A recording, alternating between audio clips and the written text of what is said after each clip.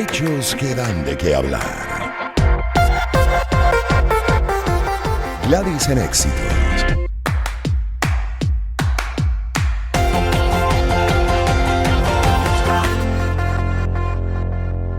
Y en esta primera hora vamos a revisar la situación en Colombia, específicamente con el coronavirus. Vamos a hacer un análisis y radiografía, en la medida de lo posible, de lo que ha sido la actuación del gobierno colombiano con relación a los casos que se han presentado, las medidas que se han tomado para hacer frente a esa amenaza del coronavirus mundial en el quinto país más afectado de América Latina.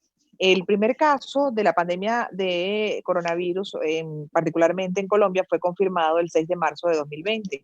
Y ya para la fecha, estamos hablando del 13 de julio, se han reportado 154.277 casos confirmados, 5.455 fallecidos y 65.809 recuperados de COVID-19 en Colombia. El lugar más crítico de la jornada ha sido Bogotá, pero igual vamos a revisar entonces la efectividad de las medidas y qué se espera, cuáles son las expectativas de la población colombiana con relación al virus, bueno, para los próximos meses. Fernando Posada es politólogo, periodista colombiano, columnista del Tiempo. ¿Cómo está, Fernando? Buenas tardes y bienvenido.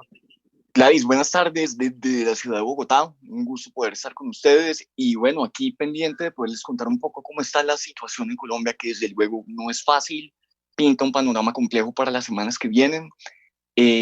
Por lo menos las próximas 5 o 6 semanas serán completamente decisivas para la suerte que tenga Colombia enfrentando el coronavirus. Sí, digamos, ¿dónde están las mayores fortalezas dentro de lo que ha sido el paquete de medidas oficiales para lidiar con el virus, con el coronavirus? ¿Qué consideras tú ha sido lo mejor que se ha hecho?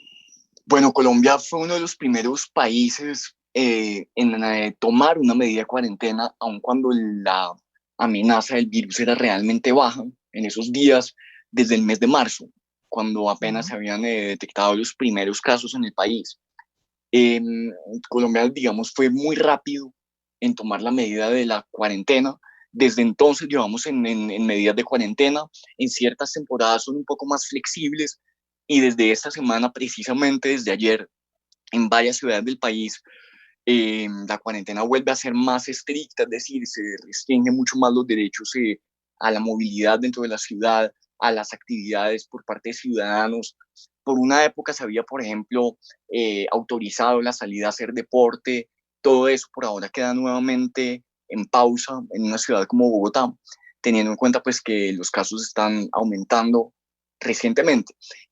Esto que hemos llamado la curva que hay que aplanar en ese concepto pues que ahora está tan de moda, entendiendo pues la crisis de salud pública que enfrenta el mundo entero. Colombia había sido muy exitosa manteniendo esa curva bastante plana durante más de 3 meses, pero vemos que en este tiempo reciente, en estas últimas 2, 3 semanas, los casos han ido creciendo de una manera más rápida y que el pico del cual hemos venido escuchando en los últimos meses, pues cada vez parece estar más cerca.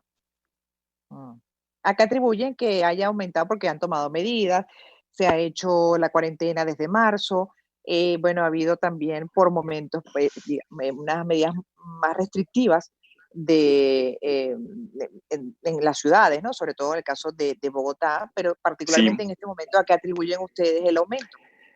En gran parte esto tiene una explicación por cuenta de la economía. Colombia en este momento registra los índices de desempleo más altos de los que se tenga registro, por encima del 20%, incluso por encima de los momentos de mayor crisis económica para finales de la década de los 90.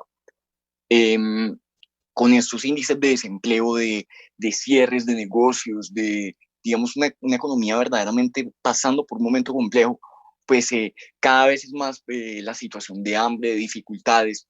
La economía colombiana ronda el 50% de informalidad en las formas de empleo y desde luego pues que esas son personas que no tienen las condiciones para soportar una cuarentena tan extendida. Luego, lo que ha terminado ocurriendo es que con la flexibilización de las medidas de cuarentena, pues muchos ciudadanos pues han vuelto a salir a las calles a retomar sus actividades económicas porque de eso es pues, de lo que se vive. Primordial. Y esto pues ha llevado en buena parte a que los casos surjan y aumenten en este ritmo. Eso es, pues, como le digo, está estrechamente vinculado a las dificultades económicas que se están viviendo en el país entero. Claro. Ahora, Fernando, estamos hablando con Fernando Posada, politólogo y es periodista colombiano, columnista del Tiempo.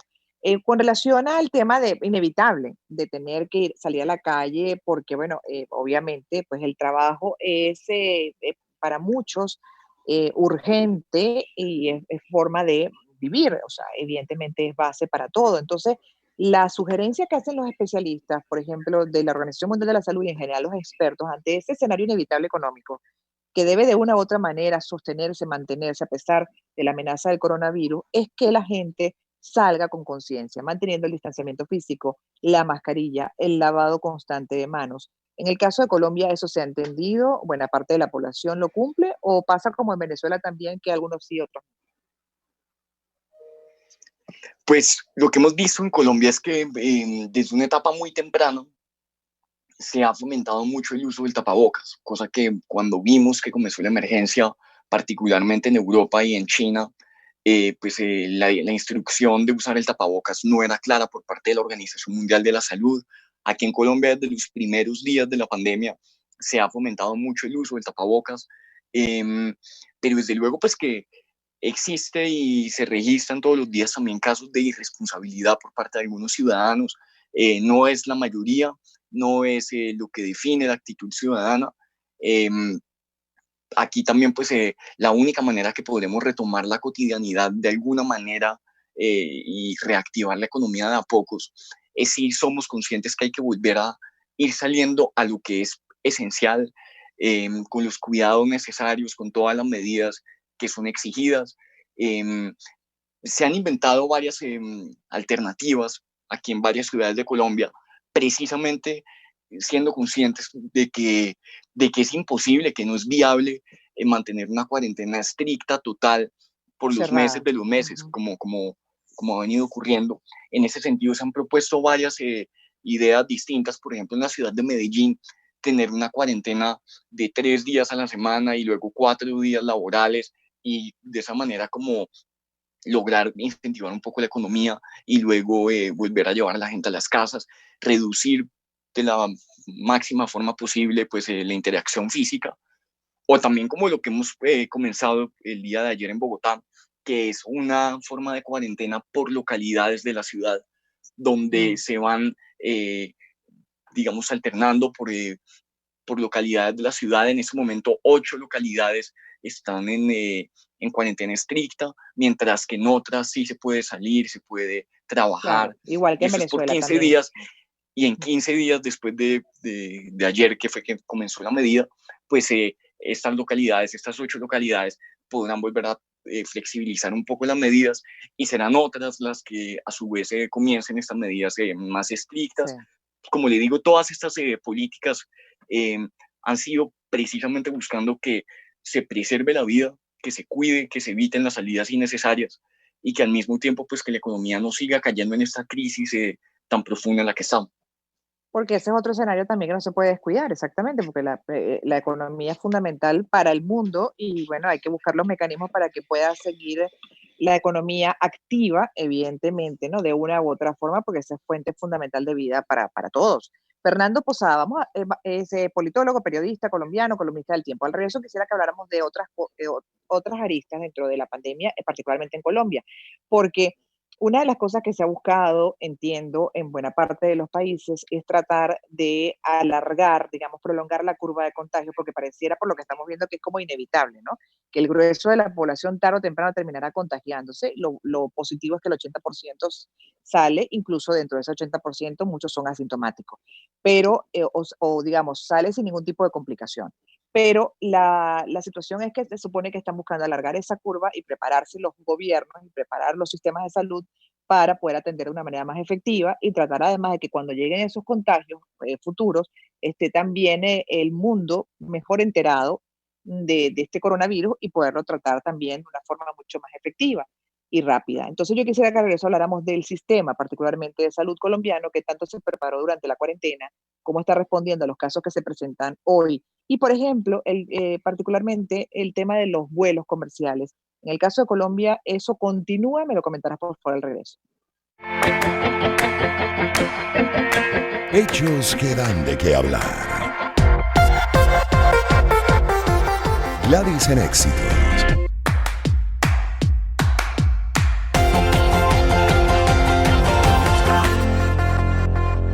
Segunda parte de conversación con Fernando Posada, politólogo y periodista colombiano, columnista de El Tiempo, hoy haciendo análisis de las medidas para hacer frente a el coronavirus en el quinto país más afectado de América Latina, Colombia. Fernando, quedó pendiente de hablar del sistema de salud, porque una de las cosas que se buscó siempre desde el inicio es prepararlos para, bueno, el momento en que obviamente ocurriera un brote superior en cada uno de los países y que estos sistemas no colapsaran y tuviesen obviamente una mayor capacidad de respuesta. Adicional a la respuesta que estamos esperando también de los científicos, de los investigadores sobre la vacuna, sobre un tratamiento más efectivo, incluso universal, etcétera.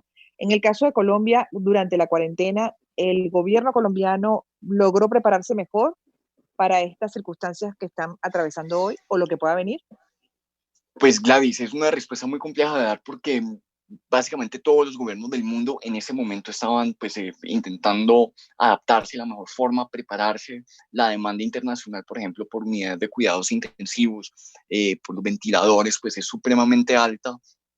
Pero Colombia sí logró, digamos, adaptarse, educar un poco mejor a la gente con respecto al peligro que representaba esa pandemia.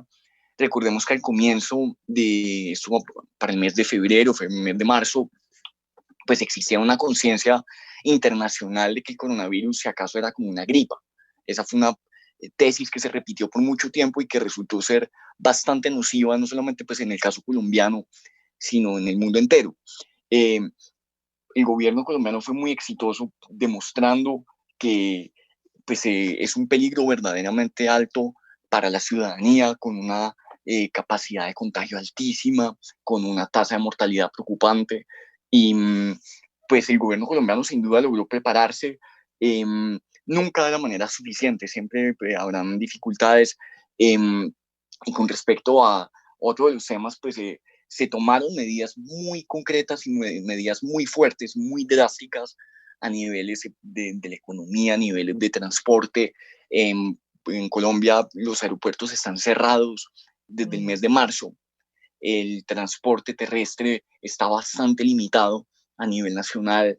Los vuelos hacia otros destinos internacionales son únicamente de carácter humanitario y todos los demás vuelos comerciales también están cancelados.